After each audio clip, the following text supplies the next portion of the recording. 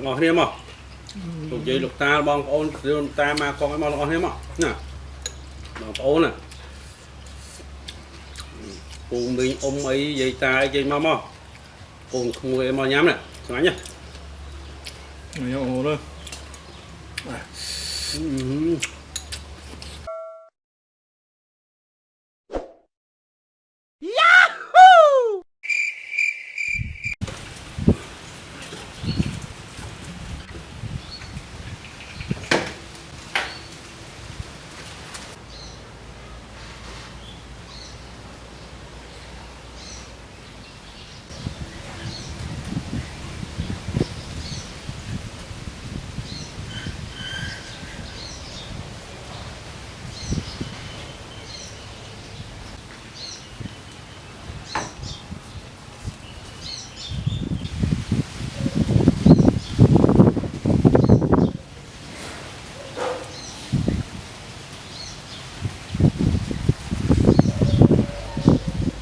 đâyបងប្អូន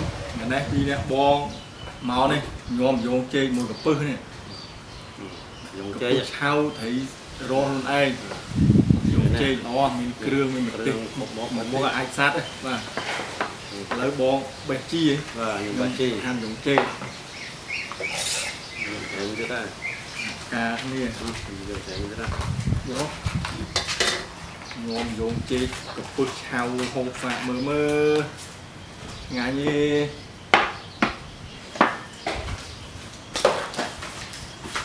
dù cái mày chứ bom nó sọc xe mà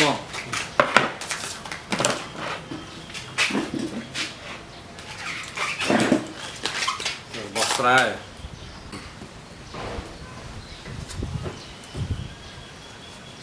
vẫn một ó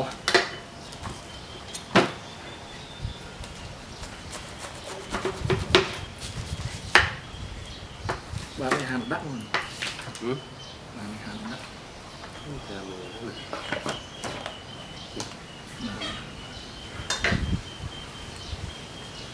bạn ngành rồi hàn vú à nhôm vú chế chứ ดูបងប្អូនអើយគាត់រលឺនឹងលេបសមុទ្រ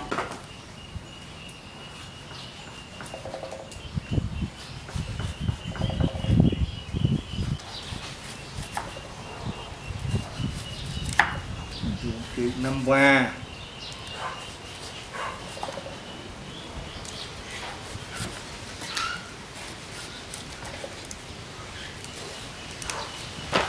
bọt phong chiếc bong ôn được chiếc được suối ngành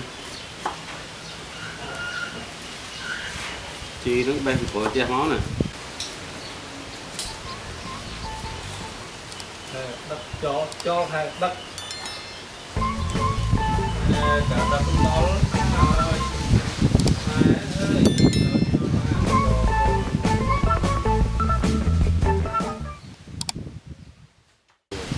ôn được bọt tâm ạ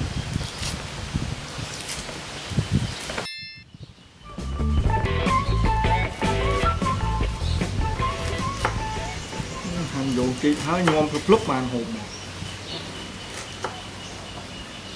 vú là vú chế nên đó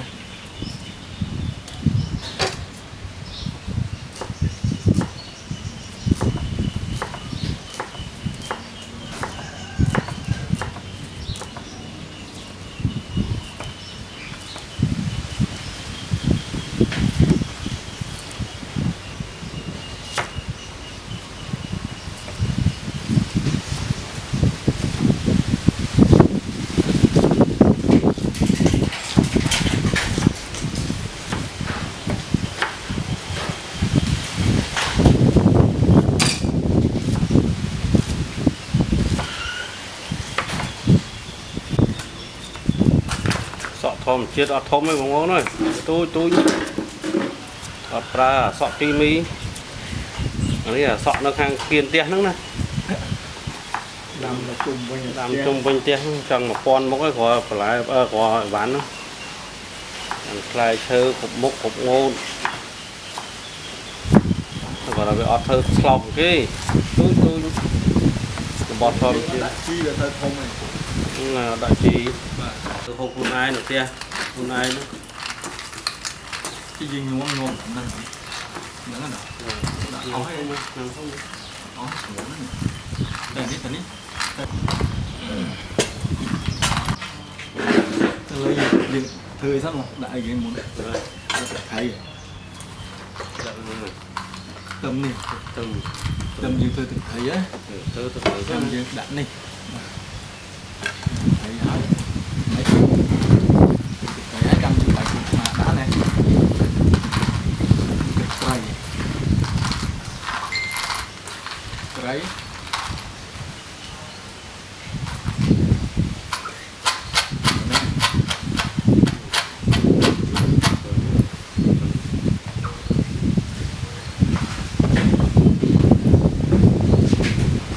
bớt đó là này đất không hôn này đất chế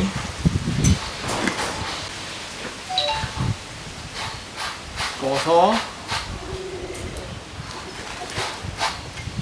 thôi chờ đi tới đấy rụt hơi như đất còn pư có một tiên bột đá ấy không đó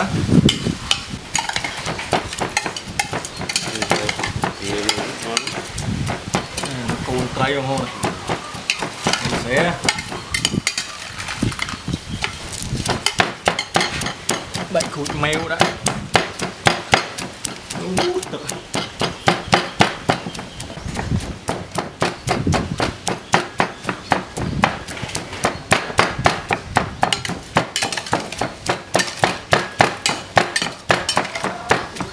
nổ này nổ ha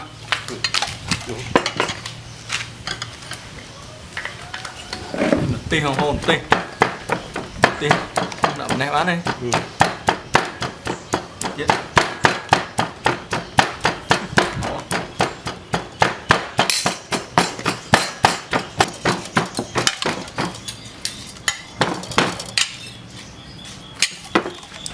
bang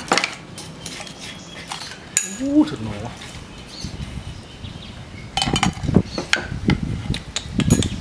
thật nổ hồn ơi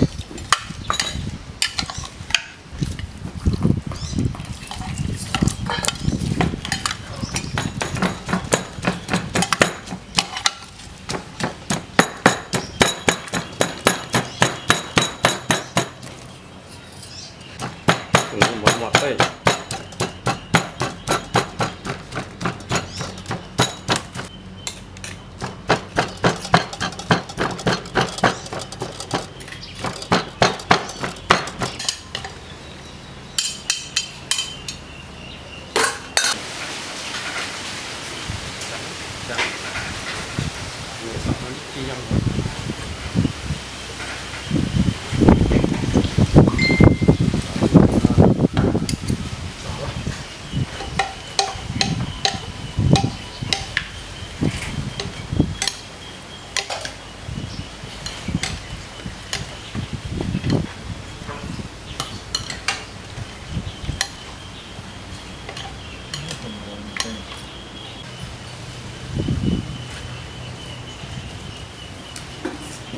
Thơ đi tại mà hơi bọt sẽ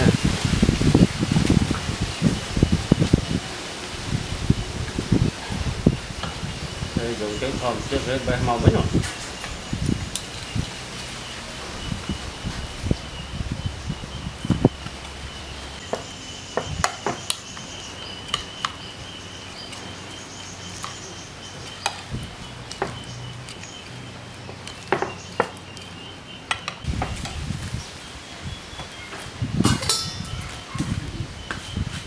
món này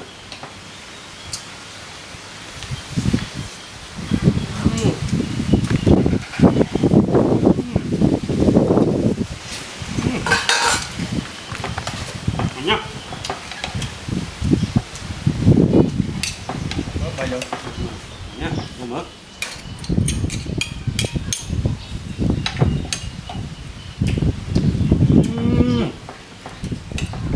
nhá cô ngon nó xóm nó này cùi nữa không nó xóm nó này chắc ăn đi câu gì đó đi trong một tí rồi ngon không nấu gì nè ngon đó êm không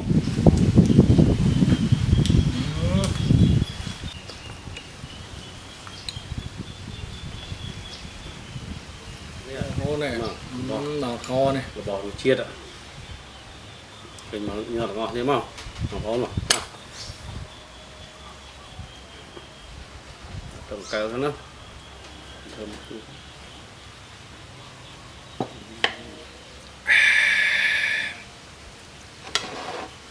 chít hết rồi mới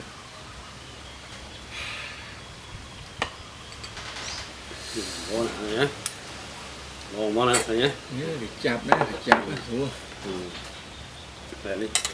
đây còn chiết mùi mùi máu đây túi này ồ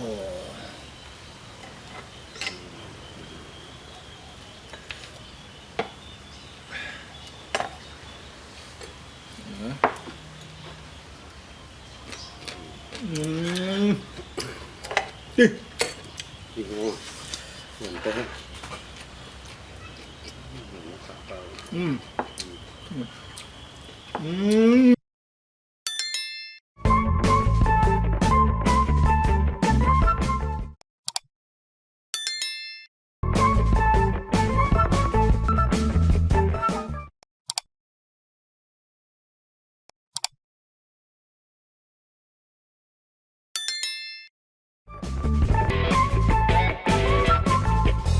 đừng cho miền một ngành chẳng nào rồi chiết họ chỉ ruộng món ngành món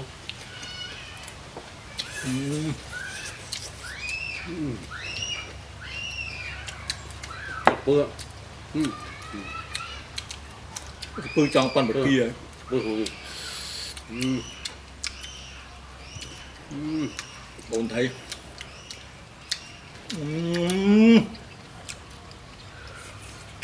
mặt nào ngay rồi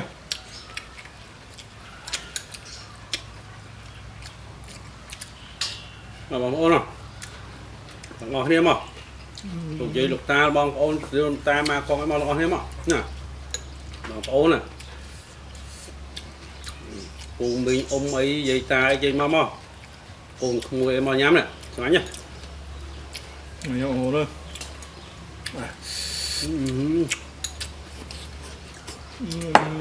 trời mặt mặt nữa ai phát đó mùi mắm để nó mà chiết nhanh đó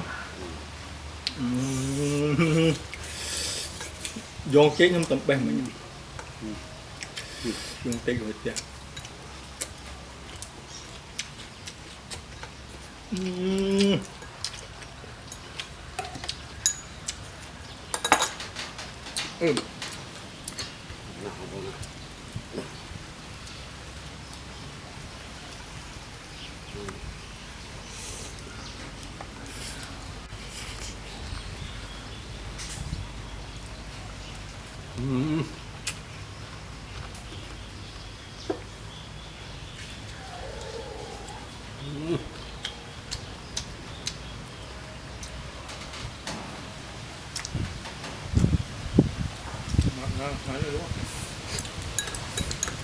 cái đau hơn tê hao lâu rồi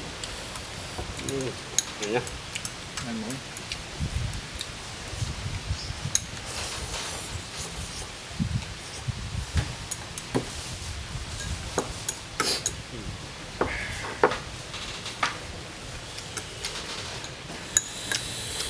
từ hai một tí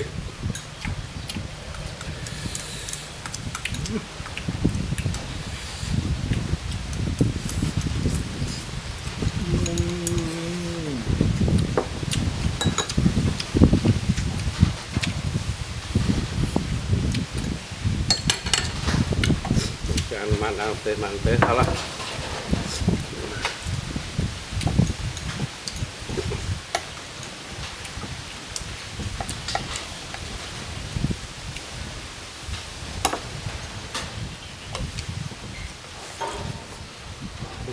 xài vô tê vô thấy muối à cho thấy à tôm thấy không thấy muối đấy này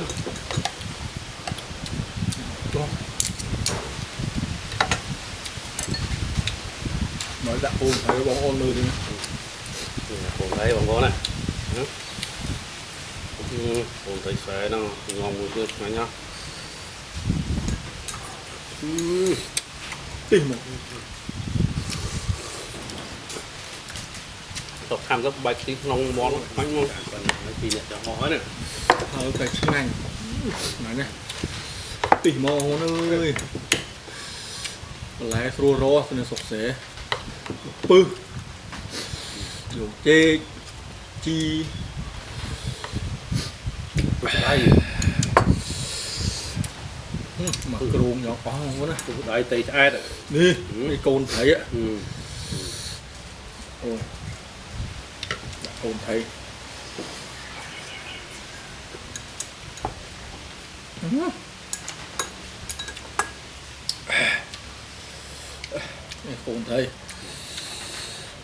cồn thấy không thôi cồn thấy dữ tập tham nó bay cho món nó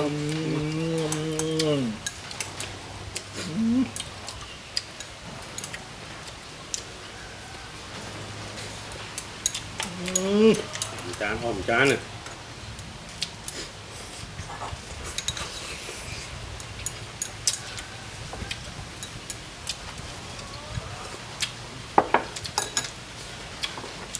mình chiên món tắc á mình phải bao nhiêu tiền mình phải mình nếu món nữa đẹp đúng không mình chán nữa con thấy bảo con thấy nó bự đấy mới thôi không thấy mà người ta cái thôi niên con thấy bỏ con mưa nữa ngại nhá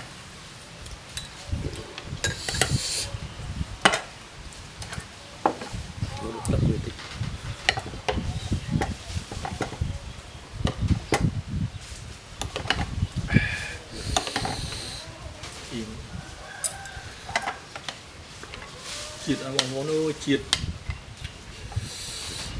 những chiết và lái sro hay nó côn thấy những chiết này chiết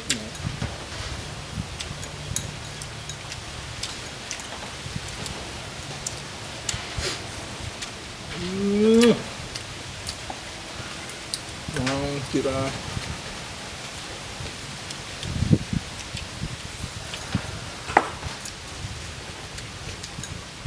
tế cả lúc hơi mà còn khá chanh bánh nghèo còn khá chanh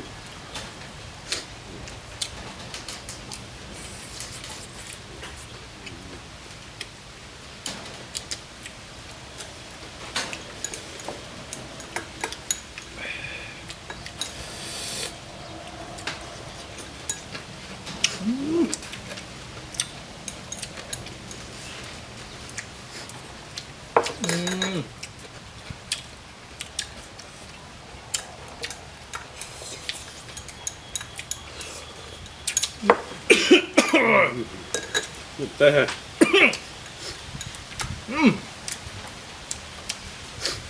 luộc tê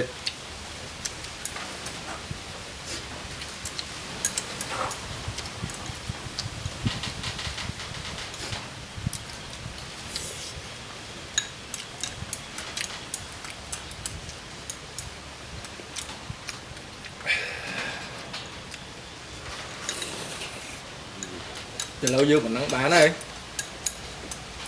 liêu ông ôn liêu ông ôn bye bye hãy chui subscribe channel YouTube may mặc ra official phong ốc côn bye bye đừng miên video của to tiệt ốc côn cha để cày chụp niềm đón tiền cho cầm thi cày